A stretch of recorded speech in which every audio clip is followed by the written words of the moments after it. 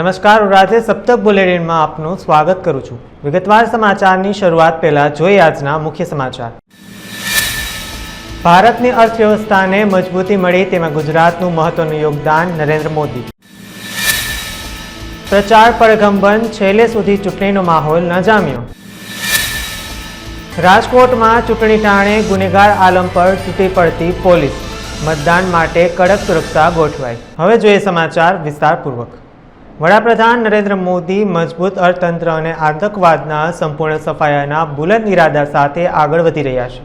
તે વધુ એકવાર પુરવાર થઈ ચૂક્યું છે। ગુજરાતમાં ચૂંટણી પ્રચાર દરમિયાન પીએમ મોદીએ આતંકવાદના નાશ અને અર્થવ્યવસ્થા અંગેની વાતો કરી રહ્યા હતા। પ્રથમ તબક્કાના મતદાનના પ્રચાર પડઘમ આજે સાંજે શાંત થઈ ગયા હતા। ગઈકાલે રાજકોટમાં વડાપ્રધાને અંતિમ ચૂંટણીની સભા સંબોધી હતી, જેમાં તેઓએ ભારતની મજબૂત અર્થવ્યવસ્થા ગુજરાતનું મહત્વ યોગદાન હોવાનું જણાવ્યું હતું। ભારતીય જનતા પાર્ટીની નીતિ, રીતિ અને નિયમને ગુજરાતની જનતા જાણે છે, એટલા માટે જ ભાજપ માટે ગુજરાતનો લગાવ વધતો જાય છે। આઝાદીના 75 વર્ષ પૂર્ણ થયા છે અને હવે 25 વર્ષ સુધીમાં ગુજરાતને વિકસિત કરવાનું કામ કરવાનું છે। દેશની અર્થવ્યવસ્થાને જે મજબૂતી મળી છે તેમાં ગુજરાતનું યોગદાન મહત્વનું છે। ભાજપના 8 વર્ષના શાસનમાં ભારતની ઇકોનોમીમાં 5મા નંબરે પહોંચ્યું છે। ગુજરાત વિધાનસભાની 182 બેઠકો પૈકી પ્રથમ તબક્કામાં આગામી ગુરુવારના રોજ 89 બેઠકો માટે મતદાન થવાનું છે। આજે સાંજે 5 વાગ્યાથી પ્રચાર પડઘમ શાંત થઈ ગયા હતા। જોકે આ વખતે ચૂંટણીમાં સૌથી મોટી વાત એ રહેવા પામી હતી કે છેલ્લે સુધી ચૂંટણીનો માહોલ જામ્યો ન હતો। હવે અંતિમ કલાકોમાં મતદારોને રીઝવવા માટે ડોર ટુ ડોર પ્રચાર કરવામાં આવ્યો હતો। સ્ટાર પ્રચારકોનું ફોકસ આજથી બીજા તબક્કાની 5મી ડિસેમ્બરના રોજ 93 બેઠકો પર મતદાન યોજાવાનું છે તેના પર કેન્દ્રિત થઈ રહ્યું છે। આ અંગે વધુ વિગત આપવા અમારી સાથે જોડાઈ રહ્યા છે અમારા સંવાદદાતા નિલેશ પંડ્યા। જી નિલેશ, શું છે સમગ્ર વિગત? જી, ગુજરાત વિધાનસભાની ચૂંટણી જ્યાં 1 ડિસેમ્બરે યોજાવાની છે, એ સૌરાષ્ટ્ર અને દક્ષિણ ગુજરાતની 89 બેઠકો ઉપર પ્રચાર પડઘમ શાંત થઈ ગયા છે। 36 કલાક પહેલાં જે જાહેર પ્રચાર બંધ કરવાનો હોય છે એનો અમલ થઈ ગયો છે। 18 દિવસનો ઉમેદવારોને સમય મળ્યો આ વિસ્તારોમાં પ્રચાર માટેનો, પણ સૌથી મોટો હાઇલાઇટ થાય એવો મુદ્દો એ છે કે પ્રચાર જામ્યો નહીં, લોકો ખુલ્લીને બહાર આવ્યા નહીં। નેતાઓ જાય તો બધા પોતપોતાની રીતે હા કરે, પણ જે લોકોનો ઉત્સાહ હોવો જોઈએ એક ઉત્સાહ ક્યાંય જોવા ના મળ્યો। એટલે સૌથી મોટો મૂંઝવણવાળો પ્રશ્ન ઉમેદવારોને, પક્ષોને એ આવ્યો કે લોકોનો મૂડ નથી જાણવા મળતો। એટલે સૌથી મોટી વસ્તુ આ થઈ। નરેન્દ્ર મોદી રાજકોટમાં આવી ગયા છેલ્લે। આજે ભાવનગરમાં મનસુખ માંડવિયા, ગુજરાતમાં સ્મૃતિ ઈરાની, પરેશ રાવળ જેવા દિગ્ગજ નેતાઓ સભાઓ કરી, પણ સૌથી મોટી વાત ફરીથી કહું કે હાઇલાઇટ થાય એવો મુદ્દો એ છે કે લોકોના મન શું છે એ કળી શકાણું નથી અને પ્રચારનો રંગ જે જામવો જોઈએ એ કોઈ પણ રીતે જામ્યો નથી। હવે 36 કલાક જેટલો સમય બાકી છે, ત્યારે જે ડોર ટુ ડોર અથવા તો ખાનગી પ્રચાર કરવાનો હોય છે એમાં કેટલો રિસ્પોન્સ મળે છે એ એટલું જોવાનું રહ્યું। જે આભાર નિલેશ સમગ્ર વિગત બદલ। રાજકોટ શહેરમાં આચારસંહિતાની અમલવારી થઈ શકે તેમજ ચૂંટણી પ્રક્રિયા શાંતિપૂર્ણ વાતાવરણમાં થઈ શકે તે હેતુસર રાજકોટ શહેર પોલીસ દ્વારા અનેકવિધ પ્રકારની કાર્યવાહી કરવામાં આવે છે। ચૂંટણીના વાતાવરણમાં કોઈ અનિચ્છનીય બનાવ ન બને તે માટે શહેર પોલીસ દ્વારા 6404 વિરુદ્ધ અટકાયતી પગલાં લેવામાં આવ્યા છે। કુલ 42 ઇસમોને પાસા તળે ધકેલવામાં આવ્યા છે। 47 ઇસમોને હદપાર કરવામાં આવ્યા છે। ઉપરાંત આશરે ₹39 લાખનો દારૂનો જથ્થો, ₹1.71 લાખનો એમડી ડ્રગ્સનો જથ્થો, 4 ગેરકાયદેસર હથિયાર સહિતના જથ્થાઓ પકડી પાડવામાં આવ્યા છે। તેમજ મતદાન પ્રક્રિયા શાંતિપૂર્ણ વાતાવરણમાં યોજાઈ શકે તે માટે શહેરમાં 1481 પોલીસ જવાનો, 1600 હોમગાર્ડના જવાનો તેમજ CFCF 27 કંપનીના કુલ 7 સેક્શનનો બંદોબસ્ત માટે તૈનાત કરવામાં આવી છે। ગુજરાત રાજ્ય વિધાનસભા 2022ની ચૂંટણીના પ્રથમ તબક્કેનું મતદાન 1 ડિસેમ્બરના દિવસે યોજવાના છે। આ ચૂંટણીની તૈયારી સ્થાનિક પોલીસ દ્વારા છેલ્લે 2 માસથી કરવામાં આવી રહી હતી અને 3જી તારીખથી જ્યારે ચૂંટણીની ઘોષણા થઈ ત્યારબાદ જે બધી કામગીરી રાજકોટ શહેર પોલીસ દ્વારા કરવામાં આવી, જેને અંદર ચૂંટણી પંચ દ્વારા જે સૂચનાઓ હતી તેના પ્રમાણે આ વખતે 69 લોકો ઉપર તડીપારનો પ્રપોઝલ મૂકી એના ઉપર કાર્યવાહી કરવામાં આવી. 59 લોકોને જે વિભિન્ન ગુનાઓ છે એ સંબંધિત હતે એ લોકોને ગુજરાત રાજ્યના વિભિન્ન જેલોમાં મોકલવામાં આવેલું અને જે લિસ્ટેડ પ્રોહિબિશન કે બૂટલેગર હતા અથવા જેના ઉપર 2 થી વધારે કેસો હતા એવા 1153 લોકો ઉપર અટકાયતી પગલાં લેવામાં આવેલું. તે ઉપરાંત કુલ 6501 લોકો ઉપર વિભિન્ન CRPCની કલમો હેઠળ અટકાયતી પગલાં લેવામાં આવેલા, જે 2017ની ચૂંટણીથી લગભગ 2200 કેસો વધારે છે. તો આજે અમારી છેલ્લે 3-4 મહિનાથી જે અમે આ બધી છણાવટ કરી અને રાજકોટ શહેરને અંદર એવું લાગે કે જે ચૂંટણીની પ્રક્રિયામાં કોઈ ખલલ પહોંચાડી શકે એ લોકોને આપણે લગભગ 6500 લોકો ઉપર આપણા વિભિન્ન કલમો હેઠળ અટકાયતી પગલાં લેવામાં આવેલું. ત્યારબાદ જે એક બહુ અગત્યની કામગીરી રાજકોટ શહેર પોલીસ દ્વારા કરવામાં આવેલી એ જે બિન જામીન લાયક વોરંટ હતા એ 3428 વોરંટો છેલ્લા 25 દિવસમાં બજાવવામાં આવેલી. રાજકોટ શહેરમાં આ બિન જામીન લાયક વોરંટની બજાવણીની જે સંખ્યા છે બહુ મોટી છે, છતાં પણ પોલીસ આ બધી કામગીરીની સાથે આ 3428 જેટલા વોરંટની પણ બજાવણી કરવામાં આવેલી. ધર્માંતરણનો મામલો સુપ્રીમ કોર્ટમાં પહોંચતા સુપ્રીમે કેન્દ્રને જવાબ આપતા જણાવ્યું હતું કે જેમાં કેન્દ્રએ સ્પષ્ટતા કરી હતી કે ધર્મ સ્વતંત્રતામાં કોઈ બીજાનો ધર્મ બદલાવાનો અધિકાર નથી. બળજબરીથી ધર્માંતરણ એ ગંભીર બાબત છે જેને હળવાશથી ન લઈ શકાય. કેન્દ્ર સરકારે સુપ્રીમ કોર્ટને કહ્યું હતું કે બળજબરીથી કરવામાં આવતા ધર્માંતરણ સામે કડક પગલાં લેવામાં આવશે. સર્વોચ્ચ અદાલતની નોટિસ પર કેન્દ્રએ સ્પષ્ટપણે કહ્યું કે કોઈને પણ બીજાનો ધર્મ બદલવાનો અધિકાર નથી. સુપ્રીમ કોર્ટમાં દાખલ કરાયેલી એફિડેવિટમાં કેન્દ્રએ કહ્યું હતું કે બળજબરીથી ધર્માંતરણ એ ગંભીર બાબત છે જેને હળવાશથી ન લઈ શકાય. કેન્દ્રીય ગૃહમંત્રી વતી સુપ્રીમ કોર્ટમાં દાખલ કરાવવામાં આવેલા સોગંદનામામાં કહેવામાં આવ્યું છે કે દરેક વ્યક્તિએ ધર્મની સ્વતંત્રતાનો અધિકાર છે, પરંતુ તેમાં કોઈ બીજાનો ધર્મ બદલવાનો અધિકાર સામેલ નથી. તેમણે કહ્યું કે કોઈને પણ બીજાના ધર્મમાં પરિવર્તન કરવાનો મૂળભૂત અધિકાર નથી. સુપ્રીમ કોર્ટે કહ્યું હતું કે બળજબરીથી ધર્માંતરણ એક ગંભીર મુદ્દો છે અને દેશની સુરક્ષાને અસર કરી શકે છે. ગુજરાત વિધાનસભાની ચૂંટણીના બસ ગણતરીના કલાકો બાકી છે. મતદાન 1 ડિસેમ્બરે છે. ત્યારે રાજકોટમાં કમલમ કાર્યાલય ખાતેથી CR પાટીલ દ્વારા સમીક્ષા બેઠક યોજાઈ હતી. CR પાટીલે જણાવ્યું હતું કે રાજકોટ જિલ્લા, શહેર અને ગ્રામ્ય બેઠક તેમજ ગુજરાત વિધાનસભામાં જંગી બહુમતીથી જીતશું તેવો વિશ્વાસ પણ વ્યક્ત કર્યો હતો. આ બેઠકમાં રાજકોટ મેયર પ્રદીપ ડવ, રાજુભાઈ ધ્રુવ, પૂર્વ મંત્રી અરવિંદ રૈયાણી, સાંસદ રામભાઈ મોકરિયા, ભીખુભાઈ દલસાણિયા, મોહનભાઈ કુંડારિયા, ભરતભાઈ બોગરા, પૂર્વ ધારાસભ્ય લાખાભાઈ સાગઠિયા સહિતના નેતાઓ ઉપસ્થિત રહ્યા હતા. ગુજરાત વિધાનસભાના પહેલા તબક્કાના મતદાન 1 તારીખે છે. આવતીકાલે એક દિવસ વચ્ચે બંધ છે. આજે સાંજે પ્રચાર પણ બંધ થઈ જશે.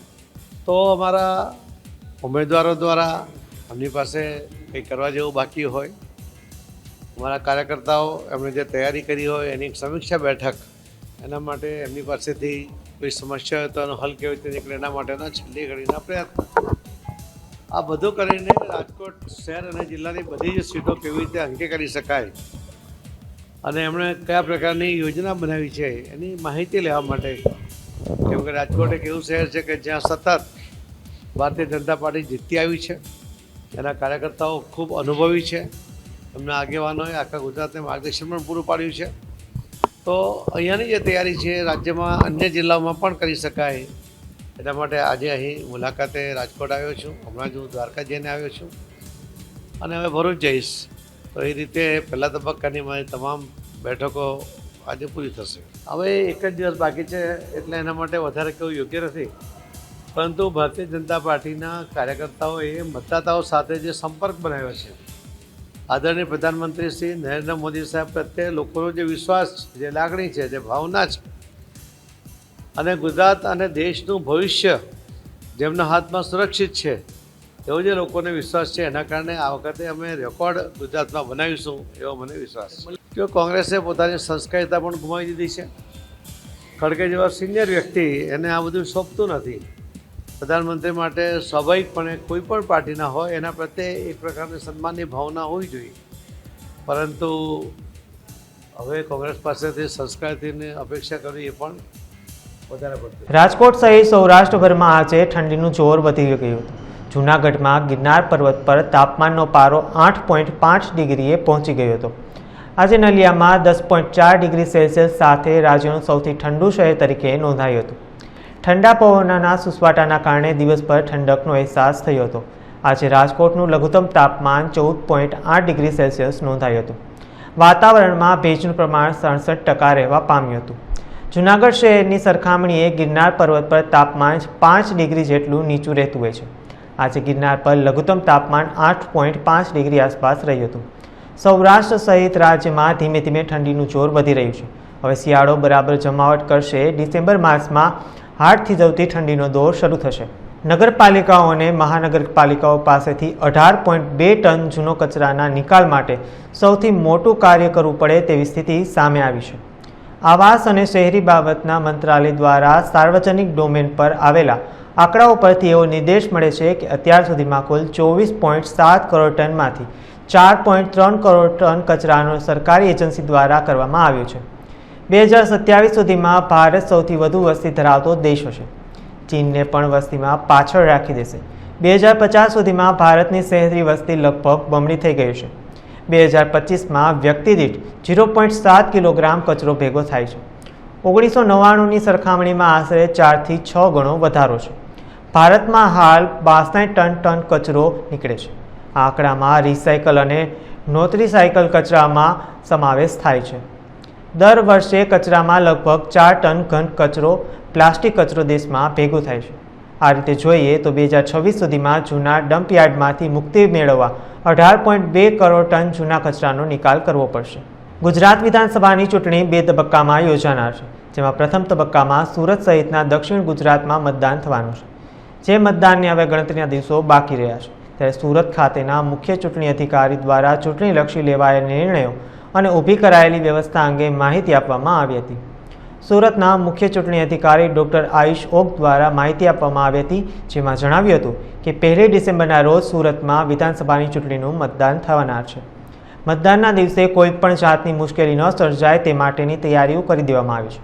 તેમજ તમામ મતદાન મથકો પર ઇન્સ્પેક્શન પણ પૂર્ણ કરી દેવાયું છે અને જરૂરી બાબતોની નોંધ પણ લેવામાં આવી રહી છે.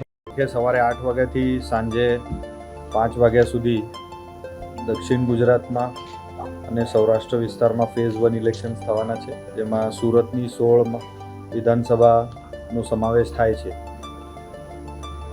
આપણી મતદાર યાદી જે આખરી થઈ અને એના પછી સતત સુધારણા ચાલુ હતી, એ પૂર્ણ થયા બાદ સપ્લિમેન્ટ 1 પણ ફાઇનલ થઈ ગયું છે અને હવે આપણા 16 વિધાનસભાઓમાં કુલ 47,45,980 મતદારો થાય છે.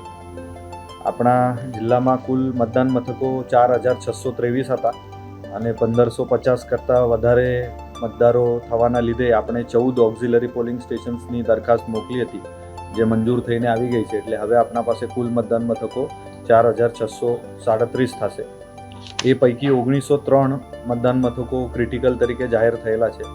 એ 526 લોકેશન્સ ઉપર છે આખા જિલ્લામાં, અને ત્યાં આપણે માઇક્રો ઓબ્ઝર્વર્સ અથવા લાઈવ વેબકાસ્ટિંગ અથવા CAPFના હાફ સેક્શનની ડિપ્લોયમેન્ટ, એ તમામ પ્રકારની વ્યવસ્થાઓ કરવા જઈ રહ્યા છે. લાઈવ વેબકાસ્ટિંગ જે છે એ કુલ 2,633 મતદાન મથકો ઉપર થશે. એ પૈકી 1903 મતદાન મથકો ક્રિટિકલ છે અને 730 સામાન્ય મતદાન મથકો છે. આપણા જિલ્લામાં ટોટલ 16 મોડેલ પોલિંગ સ્ટેશન, 16 દિવ્યાંગો દ્વારા સંચાલિત પોલિંગ સ્ટેશન, 112 સખી પોલિંગ સ્ટેશન અને 16 ઇકો ફ્રેન્ડલી પોલિંગ સ્ટેશન્સનો સમાવેશ છે.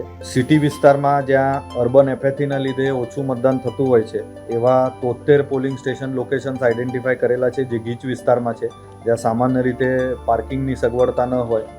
એવા તમામ પોલિંગ સ્ટેશન લોકેશન્સમાં જ્યાં વધારે મતદાન થાય છે અને ગીચ વિસ્તારમાં છે એના માટે પાર્કિંગ માટે અલગથી સુવિધા પણ કરવામાં આવેલી છે. સુરત મ્યુનિસિપલ કોર્પોરેશન દ્વારા એ આજુબાજુના વિસ્તારોમાં જ્યાં પે એન્ડ પાર્ક અવેલેબલ છે એ તે દિવસે વિનામૂલ્ય પાર્કિંગ માટે મતદારોને વ્યવસ્થા ઊભી થાય એના માટે જાહેરનામા પણ બહાર પાડી દીધા છે. વલસાડ જિલ્લાની તમામ બેઠકો પર ઉમેદવારો તેમના સમર્થકો અને કાર્યકરો સાથે જંગી બાઇક રેલી અને જનસંપર્ક કરીને શક્તિ પ્રદર્શન કરી મતદારોને તેમની પાર્ટીના ઉમેદવાર તરફી વધુને વધુ મતદાન કરવા પ્રેરિત કરી રહ્યા છે. ત્યારે ઉમરગામ વિધાનસભા બેઠક પર ભાજપ ઉમેદવાર રમણભાઈ પાટકરના સમર્થનમાં બાઇક રેલીનું આયોજન કરવામાં આવ્યું હતું. સરેગામ મધ્યસ્થ કાર્યાલય ખાતેથી મોટી સંખ્યામાં કાર્યકર્તાઓએ બાઇક રેલી કાઢી 8 જિલ્લા પંચાયત બેઠકો તેમજ નગરપાલિકા વિસ્તારમાં ઝંઝાવાતી પ્રચાર કર્યો હતો. ભાજપ ઉમેદવાર રમણભાઈ પાટકરના સમર્થનમાં ઠેર ઠેર માનવ મેળામણ ઉમટી પડ્યો હતો. સમર્થકોએ કુમકુમ તિલક કરીને રમણભાઈ પાટકરને વિજય થવાના આશીર્વાદ પાઠવ્યા હતા. રેલી દરમિયાન યુવા કાર્યકર્તાઓનો ઉત્સાહ ઉડીને આંખે વળગે તેવો હતો. રાજકોટમાં કોઠારિયા ગામે આવેલા ભુલેશ્વર મહાદેવ ખાતે 30મી નવેમ્બરથી ભવ્યાતિભવ્ય 108 કુંડી શ્રી રામ મહાયજ્ઞ યોજવામાં આવશે. ત્રિદિવસીય યજ્ઞ સમારંભ નિમિત્તે વિશાળ સંસંમેલન પણ યોજાશે. શ્રી જીઓડી હનુમાન મંદિર જેતપુરના મહામંડલેશ્વર શ્રી 1008 મહંત શ્રી રામદયાલદાસજી બાપુના અધ્યક્ષ સ્થાને તથા શ્રી 1008 મહંત શ્રી રામરૂપદાસજીના સાનિધ્યમાં 108 કુંડી હોમાત્મક મહાયજ્ઞનો પ્રારંભ થશે. ધર્મસભા દરરોજ સવારે 9 થી 12 તથા બપોરે 3 થી 6 યોજાશે. દરરોજ સાંજે 6 થી 8 ગરબા તેમજ સંતવાણી અને સાંસ્કૃતિક કાર્યક્રમો પણ થશે. આ અવસરે બાળકો માટે અહીં વિશાળ આનંદ મેળાનું પણ આયોજન કરવામાં આવ્યું છે. આ ઉપરાંત અહીં રોજ 2 લાખ માણસો સવાર બપોર સાંજ ભોજન પ્રસાદ લઈ શકે તે માટે પણ આયોજન કરવામાં આવેલ છે. વડોદરા જિલ્લાના 135 સાવલી ડેસર વિધાનસભાના કોંગ્રેસ પક્ષના ઉમેદવાર રાહુલ જે કુલદીપસિંહ ડેસરના જાંબુગોર ગામે સભાનું સંબોધન કર્યું હતું. જેમાં જાંબુગોર ગામમાંથી 150 જેટલા ભારતીય જનતા પાર્ટીના કાર્યકર્તાઓ કોંગ્રેસમાં જોડાયા હતા. કોંગ્રેસમાં જોડાયેલા કાર્યકર્તાઓએ ગુલાબની માળા કુલદીપસિંહને પહેરાવી અભિવાદન કર્યું હતું. કુલદીપસિંહે વલસડા ગામની સભામાં મોટી સંખ્યામાં જનતા ઉમટી આવી હતી તેનો આભાર વ્યક્ત કર્યો હતો. કોંગ્રેસ અને સમાજના આગેવાનોને મત આપવા પણ નિવેદન કર્યું હતું. સાવલી 135 વિધાનસભાની ચૂંટણી અર્થે આજે જાંબુગોરલ તાલુકા પંચાયતની આજે એક જાહેર સભા રાખી હતી. તેમાં મોટી સંખ્યામાં મારા યુવાનો વડીલો આશીર્વાદ આપવા આવ્યા હતા. આજની પણ જંગી મેચની એટલી બધી ઉમટી પડી છે તો ભરોસો અને વિશ્વાસ છે કે આ વખત પરિવર્તન નિશ્ચિત છે. 8 તારીખે ધારાસભ્ય પદે ચૂંટાઈ જંગી બહુમતીથી ગાંધીનગર જવાનું. આજે 150 જેટલા યુવાનો ભાજપને રામ રામ કરી કોંગ્રેસમાં જોડાયા છે. રાજકોટમાં રાષ્ટ્રીય શાળા ખાતે ભારતીય ચારિત્ર નિર્માણ સંસ્થા દ્વારા મતદાન જાગૃતિ કાર્યક્રમ યોજાયો હતો. ભારતીય ચારિત્ર નિર્માણ સંસ્થાના અધ્યક્ષ દ્વારા લોકોને મતદાન અંગે માહિતી આપવામાં આવી હતી અને લોકોને વધુને વધુ મતદાન કરવા અપીલ કરવામાં આવી હતી. ऐसा है मतदान एक कर्म है, एक नियत ड्यूटी है एक नागरिक की, एक मतदाता की. और भगवान श्री कृष्ण ने भगवत गीता में अपने नियत कर्तव्य कर्म को योग निष्ठा से करने के लिए कहा है. योगस्ते कुरु कर्माणि 2 अध्याय का 48वां श्लोक है.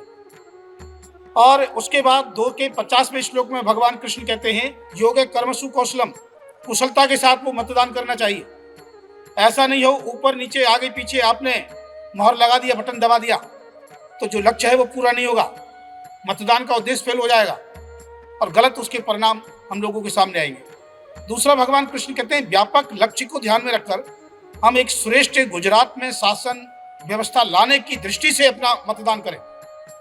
और इसमें खाली मतदाता जागरूकता अभियान ही हम लोगों का लक्ष्य नहीं है. हम लोग जो मतदान कराने वाले अधिकारी हैं, कर्मचारी हैं, सहयोगी हैं, राजनीतिक दल के नेता हैं, उनके उम्मीदवार हैं, उनके सहायक हैं, उनसे भी लगातार ये प्रयास कर रहे हैं समाज के माध्यम से कि वो ऐसा कर्म ना करें जिससे गुजरात बदनाम हो, समाज बदनाम हो, उनकी पार्टी बदनाम हो. इसलिए बेहतर कर्म करें, बेहतर व्यवहार करें, तभी उनकी पार्टी का, उनके समाज का, उनके प्रदेश और देश का कल्याण होगा. ये चेतावनी भी कृष्ण गीता में देती है. मतदान करना उतना ही जरूरी है जितना कि आपको पढ़ाई करना जरूरी है. पढ़ाई करने के बाद एक अच्छा डॉक्टर, इंजीनियर, मैनेजमेंट या उद्योगपति बनना आवश्यक है, उसी प्रकार मतदान करना आवश्यक है. क्योंकि मतदान लोकतांत्रिक शासन व्यवस्था का मूल आधार है। જૂનાગઢમાં રફીક ઉર્ફે બાદલ ઘોઘાણી તથા જોન ઉર્ફે લંગડો નામના બે યુવાનોને સિવિલ હોસ્પિટલમાં દાખલ કરવામાં આવ્યા હતા અને સારવાર દરમિયાન બંને યુવાનોના મોત થયા હતા. બંને યુવાનો દારૂ પીધા બાદ લઠ્ઠાકાંડ સર્જાયો હોવાની વાતો જૂનાગઢ શહેરમાં આગની માફક પ્રસરતા લોકોના ટોળે ટોળા જૂનાગઢની સિવિલ હોસ્પિટલ ખાતે પહોંચ્યા હતા. ત્યારે જૂનાગઢના DYSP, A division, B division, SOG, LCB સહિતના પોલીસ અધિકારીઓ હોસ્પિટલ પહોંચ્યા હતા અને તપાસનો ધમધમાટ શરૂ કર્યો હતો. બંને યુવાનોના પીએમ કરવામાં આવ્યા હતા અને પ્રાથમિક પૃથ્થકરણમાં કોઈ ઝેરી પદાર્થના કારણે મોત થયા હોવાનું સામે આવ્યું છે. તે સાથે બંને યુવાનોના વિશેષ લેબમાં મોકલવામાં આવ્યા છે અને જૂનાગઢના પોલીસ વડા દ્વારા જૂનાગઢમાં કોઈ લઠ્ઠાકાંડ ન થયો હોવાની સ્પષ્ટતા પણ કરવામાં આવી છે. દિલ્હીના શ્રદ્ધા મર્ડર કેસમાં એક ચોંકાવનારો ખુલાસો સામે આવ્યો છે. શ્રદ્ધા મર્ડર કેસમાં ગુજરાત કનેક્શન સામે આવ્યું છે. મર્ડર કેસના આરોપી આફતાબને ડ્રગ પહોંચાડનાર પેડલર ફૈઝલ મોમીનની સુરત ક્રાઇમ બ્રાન્ચે ધરપકડ કરી હતી. જોકે ફૈઝલ મોમીન આફતાબને ડ્રગ પહોંચાડતો હોવાથી હવે ફૈઝલ મોમીનના કોલ રેકોર્ડની પણ તપાસ કરાશે. સુરત ક્રાઇમ બ્રાન્ચે પાંડેસરા અને અમરોલીમાં 4 કરોડના ડ્રગ્સ કેસમાં મુંબઈથી ફૈઝલની ધરપકડ કરી હતી. ફૈઝલ મોમીન હાલ સુરતની લાજપોર જેલમાં છે. આફતાબ અને શ્રદ્ધાના ઘણા મિત્રોએ પોલીસ પૂછપરછમાં એમ જણાવ્યું હતું કે આફતાબ ડ્રગ ઉપરાંત ચરસ અને ગાંજાનું સેવન કરતો હતો અને તેને ડ્રગ્સની લત હતી. વિધાનસભાની ચૂંટણીને હવે માત્ર ગણતરીનો સમય બાકી રહ્યો છે ત્યારે અમરેલીમાં વિધાનસભાની ચૂંટણીને લઈને તમામ મેઇન રોડ પર પોલીસ દ્વારા સઘન ચેકિંગ કરવામાં આવી રહ્યું છે. પ્રતિબંધિત ચીજવસ્તુઓની અવરજવર રોકવા માટે રાજસ્થાની એમબીસી અને અમરોલી પોલીસ દ્વારા સઘન ચેકિંગ થઈ રહ્યું છે. અરવલ્લી જિલ્લામાં મતદાન રેટ વધારવા માટે નવીન અને રચનાત્મક કાર્યક્રમ અરવલ્લી જિલ્લા ચૂંટણી અધિકારીના માર્ગદર્શન હેઠળ કરવામાં આવી રહ્યા છે. તે પૈકીનો કોફી વિથ કલેક્ટર કાર્યક્રમ યોજાયો હતો, જેમાં સિનિયર સિટીઝન અને પ્રથમ વખત મતદાન કરવા જઈ રહેલા મતદારોને જિલ્લા ચૂંટણી અધિકારી ડોક્ટર નરેન્દ્ર કુમાર મીના દ્વારા સંબોધવામાં આવ્યા હતા. મતદારોના સૂચન અને તેમની મુશ્કેલીઓ અંગે પણ ખૂબ જ વિસ્તૃત અને રચનાત્મક ચર્ચા કરવામાં આવી હતી. સુરતમાં સ્કૂલના વિદ્યાર્થીઓ દ્વારા મતદાન જાગૃતિ અભિયાન રેલી યોજાઈ હતી, જેમાં 300થી વધુ માધ્યમિક, ઉચ્ચ માધ્યમિક વિદ્યાર્થીઓ જોડાયા હતા. જિલ્લા ચૂંટણી અધિકારી અને કલેક્ટર આયુષ ઓક દ્વારા વનિતા વિશ્રામ અને ટીએનટી હાઈસ્કૂલ ખાતેથી ફ્લેગ ઓફ કરીને રેલીને પ્રસ્થાન કરાવવામાં આવી હતી. ટંકારા નજીક આવેલા ગોડાઉનમાં રાખેલું જીરું અને તલનો જથ્થો અજાણ્યો ઈસમો ચોરી ગયા છે. રાત્રિના સમયમાં ગોડાઉનનું શટર તોડી તસ્કરોએ પ્રવેશ કર્યો હતો.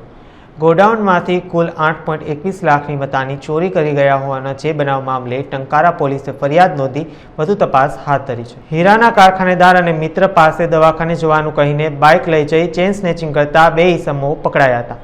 આ બંને ચેઇન સ્નેચરોને ક્રાઇમ બ્રાન્ચે કતારગામ સરદાર હોસ્પિટલ પાસેથી પકડી પાડ્યા છે.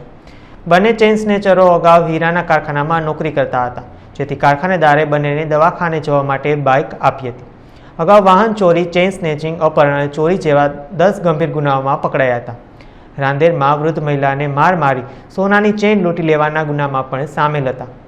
ઉપરાંત અડાજણ, પાલ સહિતના 6 ગુનાનો ભેદ ઉકેલાયો છે. બંને ચેઇન સ્નેચરો પાસેથી 4 સોનાની ચેઇન, 2 ચોરીના બાઇક, 2 મોબાઈલ મળીને 3,61,500નો મુદ્દામાલ કબજે કરવામાં આવ્યો છે. સાબરકાંઠામાં પોલીસે વાહન ચેકિંગ દરમિયાન ચોરીના એક્ટિવા સાથે લોખંડ ગેંગના 2 આરોપીને ઝડપી પાડ્યા છે. વાહન ચોરી અને લોખંડ ચોરીના 6 ગુનાનો ભેદ પણ ઉકેલાયો હતો. ચોરીના પિકઅપ ડાલા ટ્રેલર, લોખંડની ભારીઓ સહિત કુલ રૂપિયા 9,21,000નો મુદ્દામાલ કબજે કરવામાં આવ્યો હતો. પોલીસે આરોપીને ઝડપી વધુ તપાસ હાથ ધરી છે. મોડાસાના હજીરા વિસ્તારમાં શંકાસ્પદ ચોખાના કટ્ટા ભરેલો ટ્રક ઝડપાયો હતો. ટ્રક માલપુરથી શંકાસ્પદ ચોખાના કટ્ટા ભરીને હિંમતનગર તરફ જતો હતો. ભારત સરકાર કે સૌજન્ય સે લખેલા કટ્ટા ભરેલો ટ્રક ઝડપાતા જિલ્લા પુરવઠા વિભાગના અધિકારીઓએ તપાસ હાથ ધરી હતી. ટ્રકમાં 380 જેટલા શંકાસ્પદ ચોખાના કટ્ટા હોવાનું જિલ્લા પુરવઠાની ટીમે જણાવેલું હતું. જિલ્લા પુરવઠાની ટીમે ટ્રકને સીઝ કરીને આગળની કાર્યવાહી હાથ ધરી છે. રસોઈના સમયે જ ગેસ પુરવઠો બંધ થઈ જાય તો સુરતમાં એવું જ થયું છે. લિંબાયત વિસ્તારમાં ગેસ લાઇન ડેમેજ થતાં સવારથી જ ગેસ પુરવઠો બંધ થયો હતો. લિંબાયત વિસ્તારના આશરે 2000 જેટલા ઘરોમાં ગેસ પુરવઠો બંધ થઈ જતા ગૃહિણીઓ મુશ્કેલીમાં મુકાઈ હતી. સુરેન્દ્રનગરમાં વઢવાણ રોડ પર જાણીતા ઉદ્યોગપતિને કાર અકસ્માત નડ્યો હતો. વહેલી સવારે ફૂલચંદ લાલચંદ પેટ્રોલ પંપ નજીક ઇનોવા કાર થાંભલા સાથે અથડાઈ હતી. કાર અકસ્માત થતાં આગેવાનો પણ દોડી આવ્યા હતા. કારમાં રાજકીય અગ્રણી અને પત્રકાર ઉદ્યોગપતિ સવાર હતા. પત્રકારને પગના ભાગે ઈજા પહોંચતા સારવાર માટે હોસ્પિટલ ખાતે ખસેડવામાં આવ્યા હતા. સ્થાન સરકારી હોસ્પિટલમાં મહિલા અને બાળકો માટે સારવાર માટે પૂરતી સગવડ ન હોવાથી જમીન પર સૂઈ સારવાર લેવી પડે છે. બાળકોને વૃક્ષના સહારો લઈ બાળકો માટે હિંચકા બનાવી મહિલાઓ બાળકોને સાચવે છે. અનેક વખત સરકારને રજૂઆત કરાઈ છે પણ પરિણામ મળતું નથી તેવા લોકોના આક્ષેપ આવ્યા છે. ઉપલેટામાં સુવા પરિવાર દ્વારા ભાગવત સપ્તાહ જ્ઞાન યજ્ઞનું આયોજન કરવામાં આવ્યું છે. આ સપ્તાહ ફક્ત સુવા પરિવારે કરેલ સંકલ્પથી કરવામાં આવી છે, જેમાં વ્યાસપીઠ ઉપર લાખાણીસિંહભાઈ ગઢવીની વાણીથી શ્રોતાઓ કથા રસપાન પીરસાયું છે. આ ભાગવત સપ્તાહમાં ઉપલેટા તેમજ ગ્રામ્ય વિસ્તાર પર લોકોના બોડી સંખ્યામાં ઉપસ્થિત રહે છે, જેની વ્યવસ્થા રૂપે દરરોજ કથા સાંભળવા આવતા શ્રોતાઓ માટે ભોજન સહિતની વ્યવસ્થાઓ સુવા પરિવાર તેમજ કાર્યકરો દ્વારા કરવામાં આવેલ છે.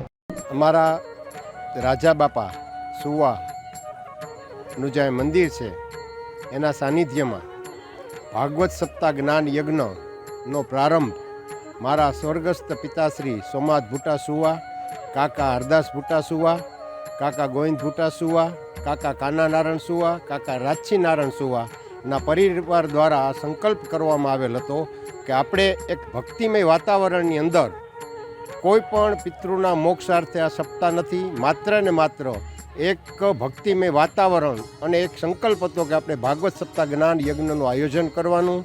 અને એ સંકલ્પ આજે રાજા બાપાના મંદિરે એના સાનિધ્યમાં સુવા પરિવાર દ્વારા આયોજન કરવામાં આવેલ છે. અને આ સપ્તાહનું આયોજન તારીખ 24/11/2022થી 1/12/2022 સુધીનું આયોજન છે. અને વ્યાસપીઠ ઉપર વ્યાસાસન ઉપર શ્રી લાખણસિંહભાઈ ગઢવી બિરાજમાન છે અને પોતાની અમૃતવાણીમાં કથા રસ પીરસી રહ્યા છે. અને હજારો માણસો કથા સાંભળવા માટે બંને ટાઈમ આવે છે. અને અહીંયા સંપૂર્ણપણે મહેમાનો માટે અને કથા સાંભળવા આવનાર માણસો માટે ભોજનની વ્યવસ્થા રાખેલ છે. તમામ પ્રકારની મહેમાનો માટેની વ્યવસ્થા રાખેલ છે. સેલવાસમાં સીઈઓ, જિલ્લા પંચાયત અધ્યક્ષ અને ઉપાધ્યક્ષે રખોલી સરકારી પ્રાથમિક વિદ્યાલયના 2500 વિદ્યાર્થીઓને તિથિ ભોજન કરાવાયું હતું. તિથિ ભોજન આપનાર ઉપરોક્ત મહાનુભાવ દર વર્ષે અહીં વિદ્યાલયમાં તિથિ ભોજન આપે છે. તિથિ ભોજન આપનારે જણાવ્યું હતું કે અમે બધા પ્રશાસકના આહવાનને અનુસરીને તિથિ ભોજન કરાવીએ છીએ.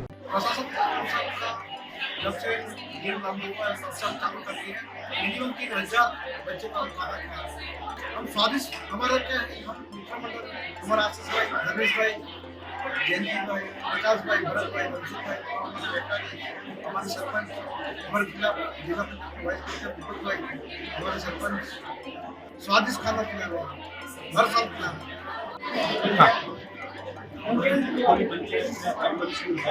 वहाँ हम लोग हर साल भोजन का आयोजन करते हैं. और हमारे सोशल जो हमारे फ्रेंड है भंडारी, आशीष भाई, कमलेश भाई, फिर दीपक भाई प्रधान, भाई पटेल, मनसुख भाई भंडारी, भरत भाई पंचाल, प्रकाश भाई जयसवाल के संयोग में सब लोग ने हमको सपोर्ट किया है. उसको इतना अच्छा कार्यक्रम किया है हम लोग ने तिथि भोजन का.